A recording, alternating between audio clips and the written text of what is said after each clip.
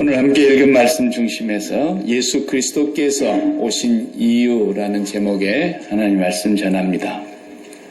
다 여러분 살면서 한 번쯤은 그런 경험이 있는지 모르겠는데, 우리가 손님 온다 그럴 때나 어떤 중요한 분을 맞으러 올 때 서로 의사소통이 잘못돼가지고 엉뚱한 데서 기다리고 있는 그런 경우를 경험해 본 적이 있을 겁니다.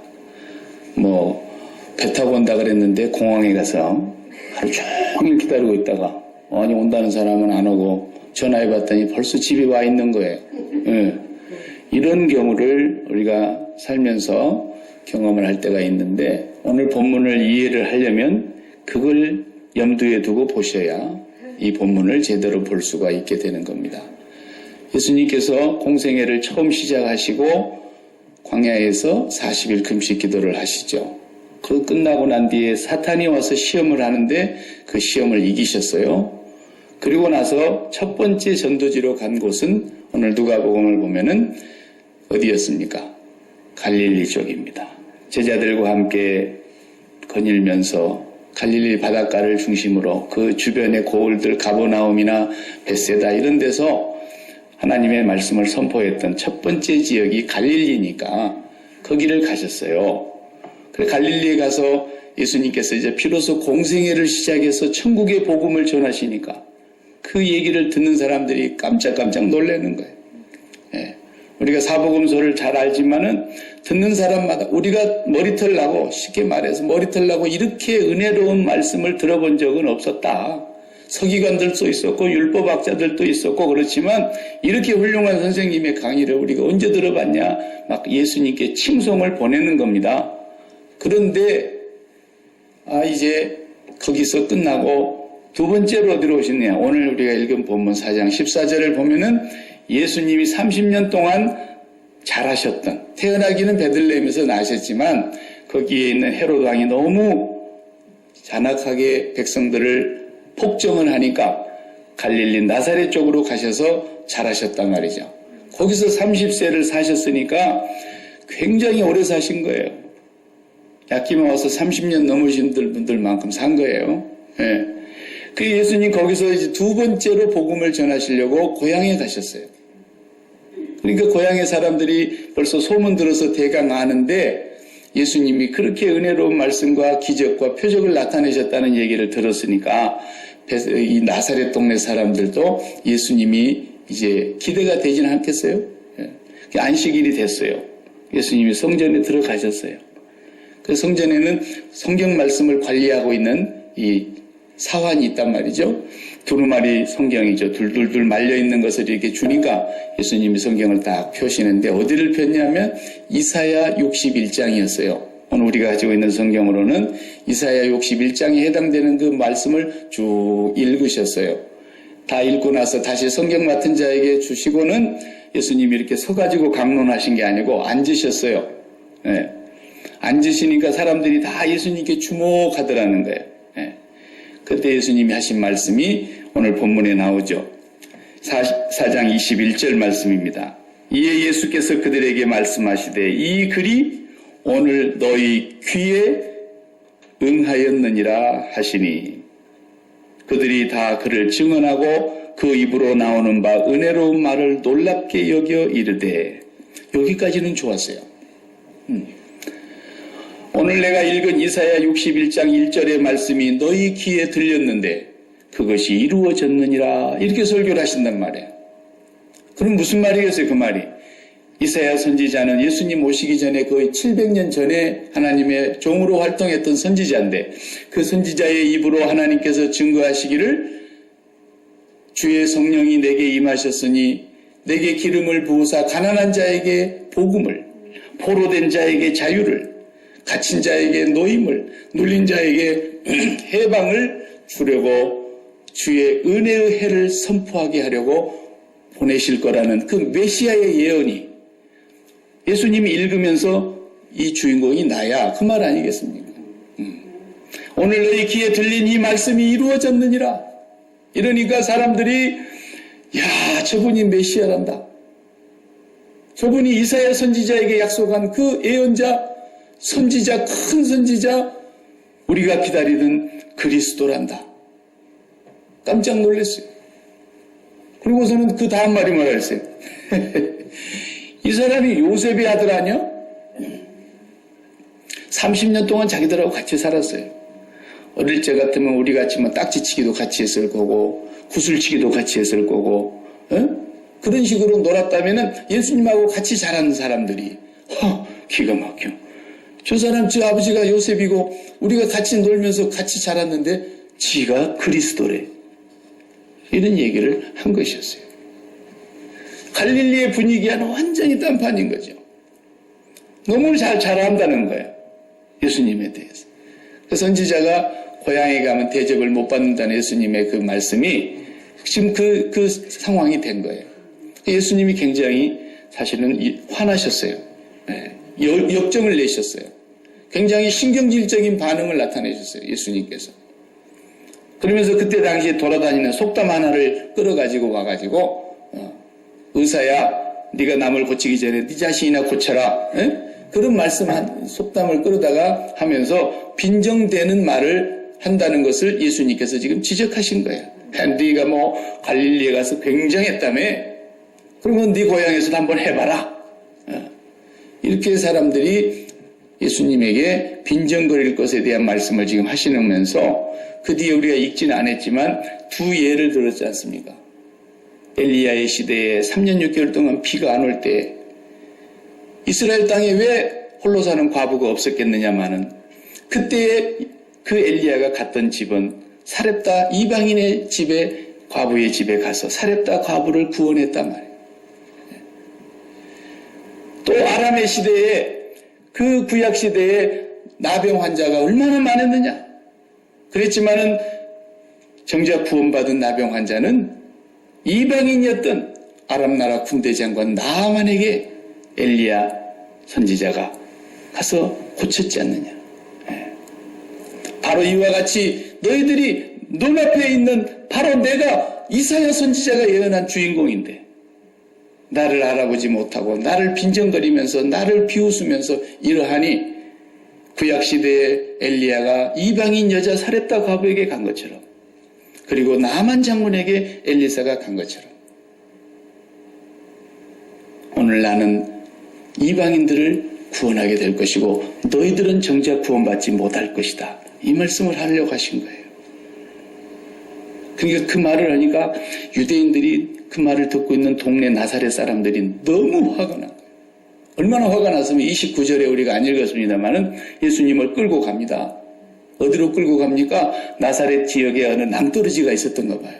거기 갔다 예수님을 확 밀쳐가지고 낭떠러지에서 떨어져 죽여버리려고 끌고 가셨는데 예수님이 거기를 비껴나가셨다 그랬어요. 나사렛 사람들 참 포악합니다. 야키마 사람들보다 훨씬 무섭습니다. 그러니까 예수님을 죽여버리려는 그 마음이 얼마나 분이 났으면 그랬겠어요. 그 예수님의 말씀이 정말 화나는 얘기이기는 사실이죠. 너희들은 구원 못 받을 거야. 이사야가 예언한 그 주인공이 바로 나고 너희들이 나와 함께 30년 동안 여기서 살면서 우리 부모를 알고 우리 형제들을 알고 나를 안다고 나를 우습게 여기지만 그래서 이 복음이 이방인에게로 가게 될 것을 말씀하신 것이죠. 자, 오늘 우리가 이 말씀을 이해를 하려면 첫째는 우리의 고정관념이 깨져야 됩니다. 고정관념이라는 게 뭐예요? 한번 머리에 박히고 한번 딱지식으로 자리를 잡으면 절대로 다른 사람을 받아들이지 않고 다른 사람의 어떤 얘기를 듣지를 않는 그런 고정관념이라는 게 있지 않습니까? 이거 참 무서운 겁니다. 그러니까 나사렛 사람들의 고정관념 때문에 자기들이 불행을 만난 거예요. 예수님의 제자들을 처음에 이렇게 불러 모으시던 장면 속에서 보면은 빌립이라는 사람이 예수님의 제자가 먼저 됐죠. 그리고 나서는 이분이 진짜 메시아 맞다는 걸 확인하고는 자기 친구 나다나엘에게 갔어요. 나다나엘에게 가가지고 뭐라 그럽니까? 이복의 나다나엘, 우리가 진짜 메시아를 만났어. 그분은 우리가 기다리던 선지자들에게 약속했던 아브라함에게 약속했던 그분 맞아. 막 이러니까 어디에 봤는데 그러니까 나사렛 사람이야. 그랬더니 뭐라 그래요? 나다나엘이 야, 이 사람아 나사렛에서 무슨 선한 것이 나오겠냐 그랬다. 이게 고정관념인 거예요. 나사렛에서 무슨 야기마에서 무슨 선지자가 나오게 이런 얘기를 지금 하고 있는 거예요. 그러니까 우리가 제일 기가 막힌 게 뭐냐면 큰 교회 가면 항상 믿음이 좋고 은혜 받고 예수 잘 믿고 그런 줄 안다니까요. 예. 야기마에 무슨 예수 잘 믿는 사람이 얼마나 있겠냐 뭐 이리 생각하는 거가 마찬가지죠. 예. 여러분 그렇습니까? 예. 참 야기마로 와야 예수 잘 믿습니다. 예? 야기마에서도요 시옷으로 시작하는 교회에 오면은 잘 믿습니다. 예. 사랑의 교회도 시옷교회예요. 아니 자기들 스스로 자기들을 비하하는 거예요. 아니 우리 사는 나사렛에서 뭐 인물나겠느냐 말이야. 이 고정관념 때문에. 그리고 예수가 자기들과 함께 어린 시절을 보낸 것을 다 아는 사람들이 지 아비들 우리가 목수 요셉을 아는데 이러면서 다 비아냥거렸다. 이것 때문에 그들에게는 구원이 멀어져 버렸어요. 비행기로 온다 그랬는데 기차역에 가서 기다리고 있는 그 사람이나 안 만나지는 거예요. 안 만나지는 거예요. 예수님이 오셨어요. 뭐 때문에 오셨느냐? 이유도 말씀하셨어요. 구약의 선지자들의 입을 빌어서 하나님은 예수님에 대한 예언을 수십 차례 하셨어요. 그리고 약속대로 오셨는데 그분이 오신 역을 잘못 찾은 거란 말이에요. 엉뚱한 역에 가서 계속 기다리고 있으니까 못 만나는 거예요. 아주 못 만나는 사람들은 교회 못 나오는 사람들이죠. 교회 못 들어오는 사람들이죠. 엉뚱한 절간에 가서 앉아있는 사람들이죠. 끝까지 못 만날 겁니다. 그러나 예배당 안에 와서 앉아있는데도 못 만날 수가 있다는 거예요. 왜? 나사렛 사람들 보니까. 또 유대인들을 보니까. 유대인들이 예수님을 십자가에 못 박아 죽이면서까지 안 받아들이지 않습니까? 아브라함의 자손이라는 사람들이 더 못 받아들이지 않습니까? 어설프게 교회 예배당에 나왔다가 예수님을 끝까지 못 만나고 지옥 가는 사람들도 있다는 얘기를 주님이 하셨지 않습니까? 안 만나지는 거예요. 왜 안 만나져요? 일식집에 가가지고 손님 뭐 드시겠습니까? 그러니까 짜장면 꽃배기 주세요. 그러는데 그게 어떻게 짜장면이 나오겠어요? 응? 일식집에 갔으면 일식을 먹어야지. 여기 김치찌개 하나 부탁합니다. 김치찌개는 백날 기다려도 안 나옵니다. 아버지의 집에 와가지고 아버지가 주시려고 하는 것을 아버지가 마련해 놓은 것을 우리가 주문을 해야지. 엉뚱한 거 주문하면은 평생에 못 만나는 겁니다. 교회 다녀도. 그리고 못 만나고 끝까지 못 만나고 교회를 다녔는데 와서 예배도 드리고 헌금도 하고 봉사도 하고 교회 일 다 하고 청소도 하고 모든 일 다 했는데 끝까지 예수님 못 만나고 지옥 가는 사람들도 교회에 있다고 한다면 이것만큼 불행한 게 어디 있냐는 거예요. 네. 평생에 자기 맛대로 살면서 예배당에 안 다니면서 지옥 가나. 그 사람이 더 낫겠네 차라리. 잠깐 사는 동안에 재미라도 봤으니까. 평생이 교회를 다니고 교회 공동체에 이름을 등록을 해놓고 살았는데 하나님을 못 만나고 예수님을 만나지 못했다. 이걸 지금 오늘 본문이 얘기하는 거예요. 엇갈린다는 거예요. 오는 역을 잘 몰라가고 엉뚱한 역을 갔든지 오는 것을 방법을 몰라가지고 비행기로 온다 그랬는데 기차에 가서 기다리고 앉아있다든지 이런 사람과 똑같은 현실이 오늘 본문에서 이루어지고 있음을 말해주려고 하는 겁니다. 주님 오신 이유를 우리가 분명히 알아야 됩니다. 이사야 선지자는 700년 전에 예언했지만 오늘 누가복음 4장에서 이 말씀을 예수님이 인용하신 것을 기록해 놓은 겁니다. 처음 말씀하신 것이 아니죠. 이사야 선지자의 입을 통해서 하신 말씀을 그대로 인용해서 봉독을 하고 나신 뒤에 이 말씀이 내게 이루어졌다. 너희 귀에 들린 이 말씀이 이루어졌다. 이렇게 말씀하시면서 이사야서를 조금 더 살펴보면은 3절에는 뭐라고 하셨냐면 무릇 시온에서 슬퍼하는 자에게 화관을 주어 그 죄를 대신하며 슬픈 사람은 죄를 뒤집어 썼잖아요, 구약시대에. 그런데 무릇 시온에서 슬퍼하는 자에게 꽃으로 만든 면류관을 주면서 그 죄를 뒤집어 쓴 것을 대신하게 하겠다는 거예요. 그리고 희락의 기쁨으로 그 슬픔을 대신하며 그 슬픔이 기쁨으로 바뀔 거라는 거예요. 찬송의 옷으로 입히며 그 근심을 대신하시고 근심하는 사람들의 입술에서 찬양이 터져나오게 할 거라는 거예요. 누가 오면? 메시아가 오면, 예수 그리스도에 오시면 시온에서 슬퍼하는 자에게, 시온에서 근심하는 자에게, 시온에서 포로된 자에게, 시온에서 억눌린 자에게, 시온에서 갇힌 자에게, 시온에서 눈이 열려 보지 못하는 자에게 주님은 오셔서 그들을 자유케 하고 해방시키고 기쁨을 주시고 찬송으로 옷을 입혀주실 거라는 거예요. 이것이 주님이 오신 이유라고 이사야 선지자를 통해서 말씀하시는데, 주님이 지금 그걸 주려고 오셨는데, 자, 여러분 마음속에 정말 근심이 다 물러가고 찬송이 터져나오고 여러분을 얽매이고 있고 여러분을 가두고 있고 여러분들을 발을 묶어놓고 여러분들의 마음을 묶어놓고 여러분의 심장이 애간장을 녹게 하고 이런 모든 문제들을 다 흉하게 결박을 끌어버리고 풀어버리고 자유하고 만족하고 행복하냐라는 거예요. 그렇지 않다면 아직 주님을 못 만난 게 아니냐 이거죠. 주님이 그것 때문에 오셨는데 왜 못 만났을까는 너무 단순하고 간단한 얘기예요. 종착역을 잘 몰랐다는 거예요. 엇갈려 버렸다는 거예요, 길이. 예. 항상 주님 가신 곳에서 주님은 그런 엇갈림의 현상이 계속 나타나고 있는, 제자들도 뭐 엇갈리는 거예요, 주님하고. 3년을 같이 살았다고 해서 되는 게 아니에요. 주님이 승천하시는 마당에 감람산에까지 가서도 무슨 얘기해요? 주여, 이제 이스라엘을 독립시키고 이 나라를 회복시킬 때가 바로 지금입니까? 이거 엉뚱한 소리 하는 거 봐요. 끝까지 엇갈리는 거예요.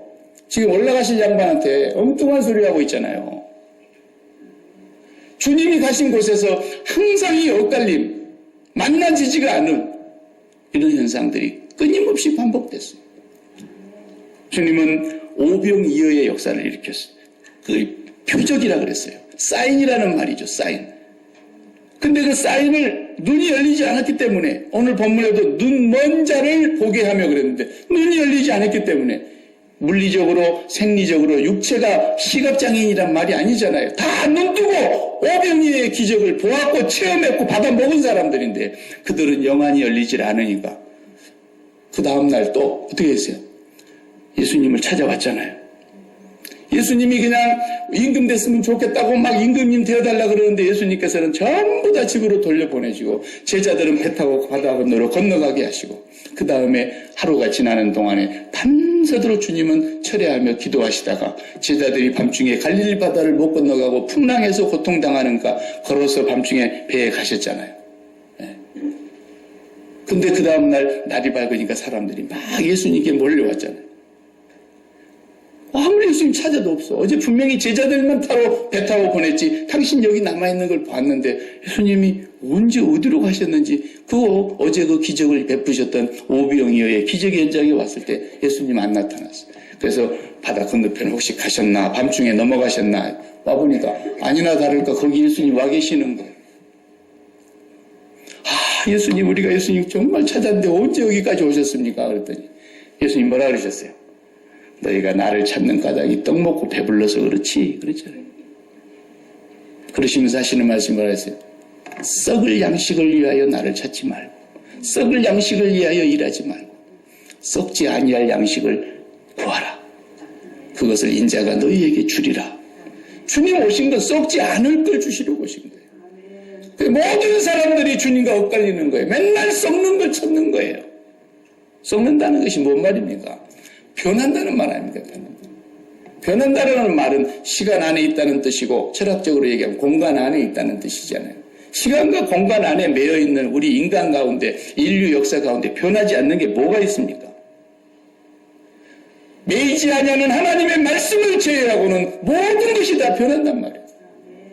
날마다 기적이 일어나도 그 기적이 안 변하는 것 같습니까? 변합니다. 매일 내리는 만나도 이틀 되면 썩었어요. 매일 체험하는 기적도 40년 먹고 나니까 일상으로 변해서 하나님한테 원망했다니까요. 뭐 요즘 영국 황실에 또 비참하게 죽은 고 다이애나비의 둘째 아들이 뭐 세계적인 결혼식을 또 한다면서요. 예. 저 어머니 닮아가지고 아마 또 엄청난 결혼식을 하는가 본데 그 부인 될 사람이 미국 여자더라고. 그것도 또 이제 혼혈이란 말이에요.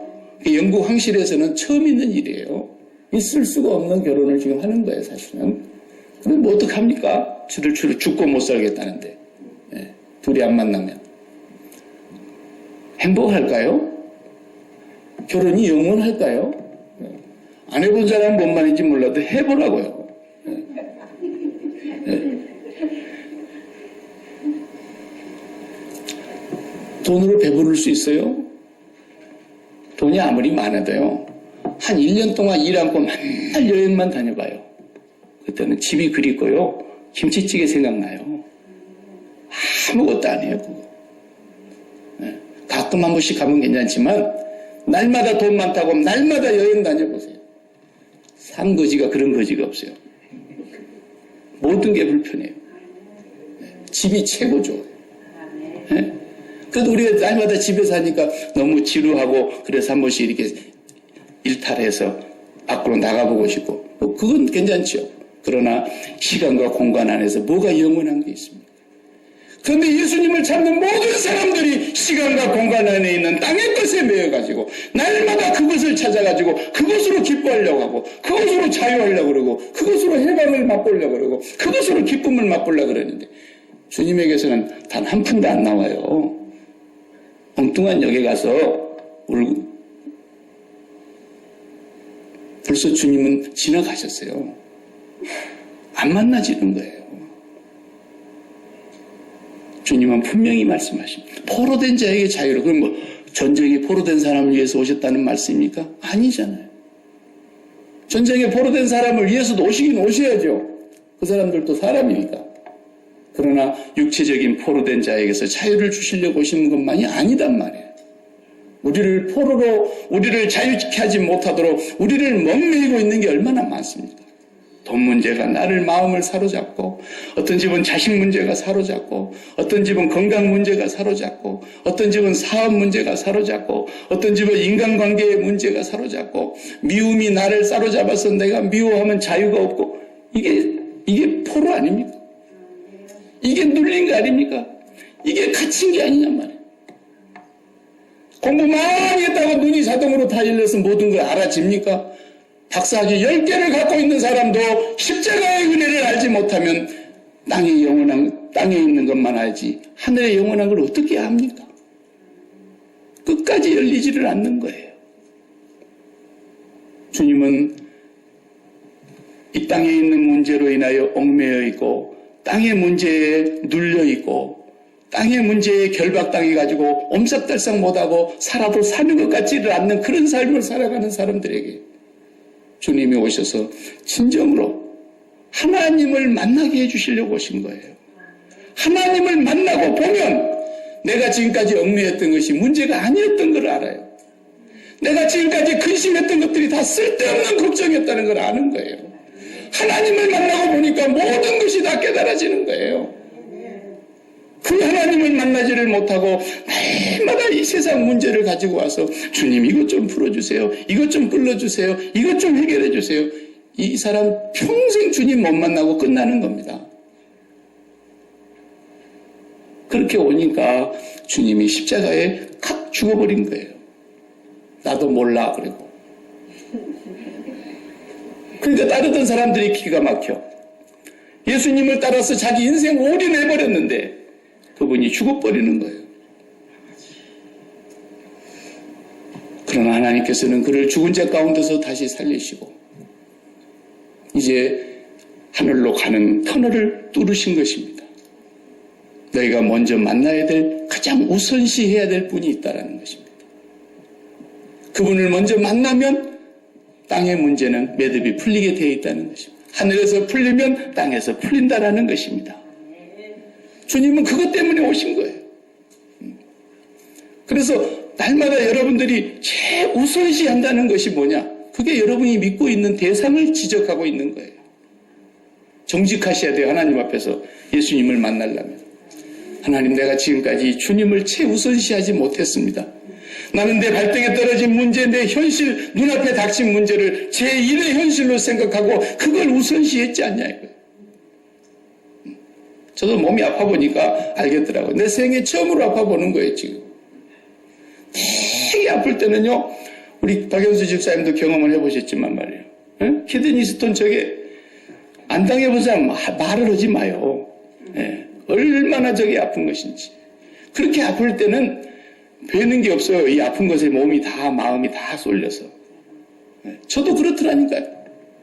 너무 아플 때는 입술에서 아이고 주여, 아이고 주여, 아이고 주여 그러지만은요, 이 아픈 것에 사람의 모든 정신이 다 뺏겨버려요. 불뱀에 물린 사람들 보고 저기 있는 노뱀을 바라다보라 그랬을 때 그거 받아보는 것이 그게 뭐가 어렵냐 그렇게 생각하지만요, 안 당해보면 그런 소리 하는 거예요. 안 당해보면. 불뱀에 물리면 왜 불뱀입니까? 불이 금방 급속도로 번지는 것처럼 그 독이 1초, 2초, 3초 안에 탁 번져서 7보사 그러면 7발 걸음 걷기 전에 죽는다는 얘기 아닙니까? 예.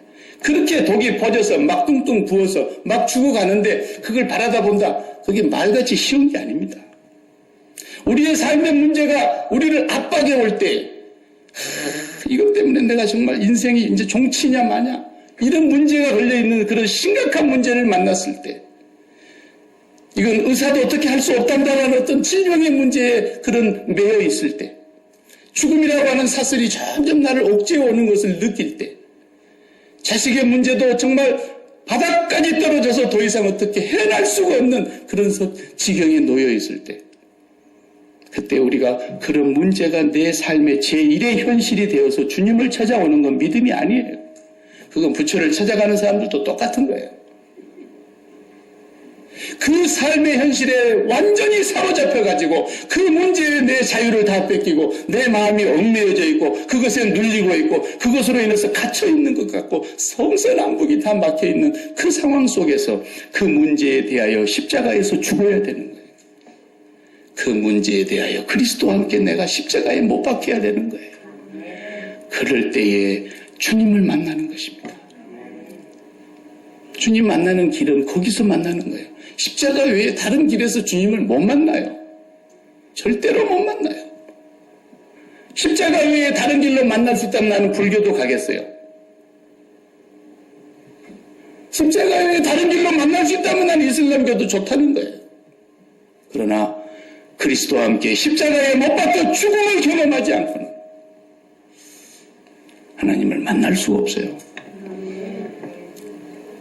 그 하나님을 못 만나기 때문에 끊임없이 세상 문제에 시달려서 내 마음에 예간장이 녹고 기쁨을 다 잃어버리는 거예요.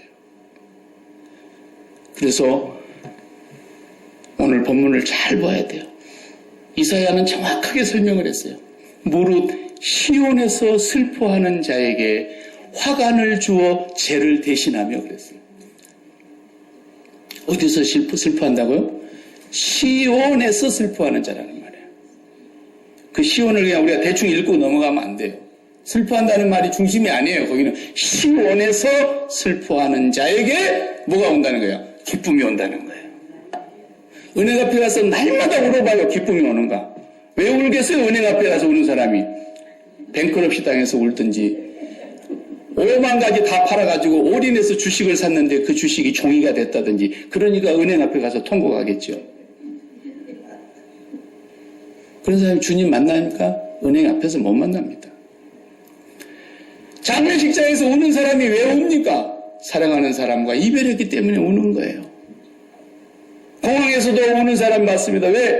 사랑하는 사람과 이제 멀리 헤어져서 자주 보지 못하니까. 네.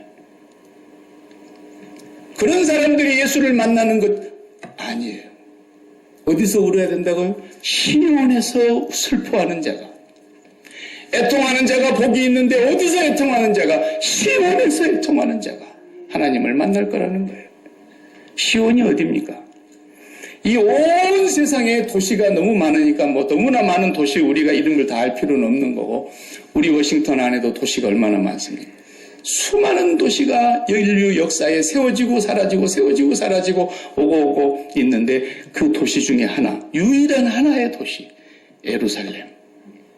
거기만 전지전능하신 하나님 아버지가 독생자를 보내신, 그리고 그곳에서 십자가에 못 박혀 죽으신, 그리고 그곳에서 아브라함이 이삭을 바치렸던 모리아 땅, 그리고 다윗이 오르난의 타작마당을 돈 주고 샀던 그 번제를 드렸던 그 땅, 솔로몬이 그 성전을 세웠던 그곳, 거기가 시온입니다. 시온에서 왜 슬퍼합니까? 그런데 슬퍼하는 이유는 그들이 하나님을 잃어버렸기 때문이에요. 썩을 양식을 위해서 열심히 쫓아가다가 하나님을 잃어버렸습니다. 눈에 보이는 우상을 쫓아가다가 하나님을 잃어버렸습니다.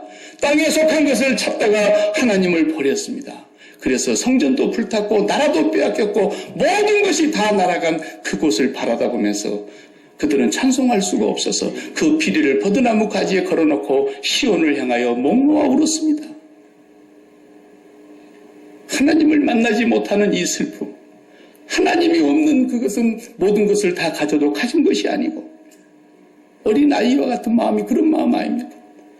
먹을 거 여기 있다, 장난감 여기 있다, 물도 여기 있다, 따뜻한 우유 여기 있다, 다 해놔도 엄마 없으면 안 된다라는 거예요. 그게 어린아이예요.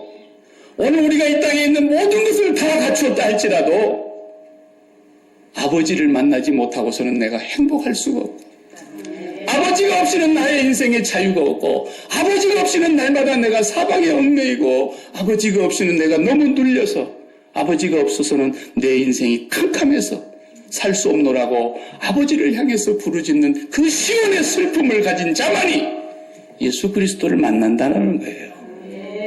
맨날 내 문제 갖고 와서 이거 좀 해결해 달라고, 저거 좀 해결해 달라고.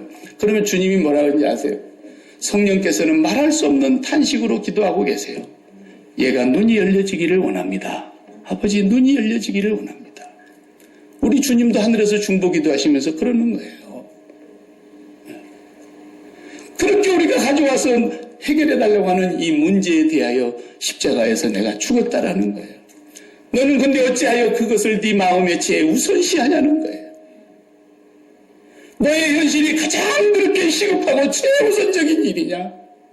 천하가 다 없어진다 할지라도, 아니 온 우주에 있는 모든 나라가 가장 큰 문제를 가져왔다고 각기 자기 나라 문제를 다 쌓아놓아도 전지전능하시고 온 우주 만물을 창조하신 우리 하나님 아버지의 독생자가 십자가의 죽은 사건에 비하면 아무것도 아니에요. 오늘 미국이 망한다고 해도 그리스도가 십자가에서 죽으신 사건과 아무것도 아니에요. 그것에 비하면. 설령 내가 오늘 이번 마지막 설교를 하고 죽는다 할지라도 예수 그리스도의 십자가에 죽으신 사건과는 비교할 수가 없어요. 뭘 우선시하고 사냐는 거예요. 뭐가 내 삶의 최우선시 되는 거냐. 그 우선시 되는 것이 너의 믿음이다라는 거예요. 네가 그것에 심장을 주고 있지 않냐 이거예요. 심장을 붙이고 있는 그것이 네 믿음이다라는 거예요. 땅의 것에 심장 붙이고 살아가는 사람은 그리스도를 만날 수가 없습니다. 죽는 날까지 못 만나는 것입니다. 예수 그리스도와 함께 땅과 죄와 세상에 대하여 십자가에 못 박힌 자만이 성령으로 말미암아 하나님 아버지께로부터서 오는 하늘의 빛을 받게 되고 하나님을 만나게 되는 것입니다. 그러기 전에는 설교가 안 들어오는 거예요. 귀에. 박 목사가 왜 저런 쓸데없는 설교를 하는가, 그런 소리만 들리는 거예요. 하나님을 못 만난 것입니다. 그렇기 때문에 그런 마음이 우리 속에 들거들랑 아버지 집을 찾아와서 기도하라는 거예요. 슬퍼하며 애통하며 부르짖으라는 거예요. 아버지, 나는 왜 아버지가 느껴지지를 않습니까? 왜 아버지가 나는 붙들어주지 않으신 것 같습니까? 왜 아버지는 나하고 멀리 떨어져 있는 것 같고 아버지가 나를 왜 이렇게 괴롭히십니까? 그런 생각이 들거들랑 오늘도 나의 삶의 문제가 나를 자유롭게 하지 못하고 나를 얽매이게 하고 나를 짓누르고 나를 포로로 삼고 나를 눈앞이 캄캄하게 하거들라. 정말로 시온에서 슬퍼하시기 바랍니다. 언제 슬퍼하시려고? 돈 몇 푼 날아가면 그때 슬퍼하시려고? 저도 아파보니까 알겠어요. 아프면 슬프죠. 서럽죠. 그런데 제가 계속 기도를 하는데 하나님께서 더 큰 은혜를 주시는 거예요. 내 종아, 세상에 어디 변치 않는 것이 있다냐? 응? 네가 네 몸의 건강을 의지하고 사냐? 네 몸의 건강이 너를 지탱하는 기둥이냐? 너는 나를 믿고 살지 않나? 주님이 나에게 그렇게 성령으로 감동을 주시는데 얼마나 평소보다도 더 큰 기쁨이 있는지. 병이 있어도 이렇게 기쁘더라고요. 아버지, 내가 이 병 때문에 죽는다면 그 병이 주님이 마지막 부르시는 길목이 될 것이고, 내가 이 몸의 건강 때문에 사는 것이 아니라 주님이 오늘 또 나를 붙들고 계시기 때문에 붙드시는 날까지 나는 사는 줄로 믿습니다. 그러니 뭐가 문제, 뭐가 아무것도 문제될 것이 없는 거예요. 내 마음의 모든 걱정과 근심과 불안이 다 눈 녹듯이 녹아버리는 거예요. 사랑하는 성도 여러분, 정말 주님을 만나고 싶습니다. 주님이 오시는 길목에 바로 서 계셔야 됩니다. 예수님 오신 그 자리는 시온에 오십니다. 시온에서만 만날 것입니다. 그런데 그 백성들은 그 성전을 잃어버렸기 때문에, 그 성전이 불타 없었기 때문에. 그러나 우리는 오늘날 말하는 이 예배당을 말하는 것이 아니지 않습니까? 우리의 몸을 성전으로 바꾸어 주셨습니다. 이 성전이 하나님의 성령이 거하시는 전이라고 말씀했습니다. 오늘도 성령은 내 안에서 세상이 줄 수 없는 평안을 주신다고 약속하셨고, 일생의 죽음에 매여 종노릇하는 사람들을 그 죽음의 사슬에서 놓이게 해주시려고 성령이 오셨고, 이 세상의 어떤 무거운 멍이나 흉악의 결박이라도 다 꺾고 다 풀어내기 위해서 성령의 능력을 우리에게 주셨는데, 그 능력 안에서 우리가 자유함이 왜 없겠습니까? 그 능력 안에서 우리가 왜 기쁨이 없겠습니까? 그 능력 안에서 우리가 왜 세상을 보는 눈이 없겠습니까? 그것이 이루어지지 않는다면 오늘 또 이 성전에 하나님께서 성령 충만을 부어달라고 시온에서 슬퍼하는 자는 반드시 꽃봉오리와 같은 화관을 씌워주실 것이라 그랬고, 죄를 뒤집어 쓴 그 몸에 하나님께서 그 새 옷을 벗기시고 면류관을 씌워주시며 근심의 대신에 찬송의 옷으로 입혀주시겠다고 약속하시는 것입니다. 우리는 그분을 기다리고 있습니다. 다시 오실 것입니다. 그러나 날마다 만날 수 있습니다. 날마다 만날 수 있습니다. 그럼에도 불구하고 천국 가서나 만나겠다는 사람은 영원히 못 만날 겁니다. 천국 꿈도 꾸지 마세요. 지금 여기서 오늘 이 시간 매일매일 매순간 하나님은 우리를 만나주시기 위해서 우리의 마음의 문을 두드리고 계시는 것입니다. 기도하십시오. 하나님 감사합니다. 주님 오시는 그 길목을 바르게 깨닫지를 못하여 주님이 이미 오셨는데도 보지 못하는 나사렛 동네 사람들처럼 주님이 이미 그 땅에 오셨음에도 불구하고 알아보지 못하고 십자가에 못 박은 율법학자 백성의 지도자들처럼, 아니 오늘 이 시대에 오늘 우리들도 날마다 주님의 집이라고 예배당에 나와 앉아있지만 과연 우리가 주님을 확실히 만난 것인지 우리 자신들의 심령의 상태를 주여 눈을 열어 보게 하여 주시옵소서. 우리가 진정으로 그리스도 안에 거하고 그리스도께서 주시는 평강과 기쁨과 행복과 만족을 누리고 살아가고 있는지, 주여 대강절 첫 주일 우리를 찾아오시는 주님을 간절한 마음으로 만나기를 원합니다. 우리의 심령을 새롭게 하여 주시옵시고 이 텅 빈 마음에 성령으로 충만하게 하시고 예수 그리스도의 영이 우리를 주장하여 주시옵소서. 그래서 우리가 세상을 나아갈 때에는 저 세상을 이기게 하여 주시옵시고 세상의 굴레 속에 얽매여 있는 저들을 구원해낼 수 있는 주님의 증인들이 되게 하여 주시옵소서. 예수님의 이름으로 기도하옵나이다. 아멘.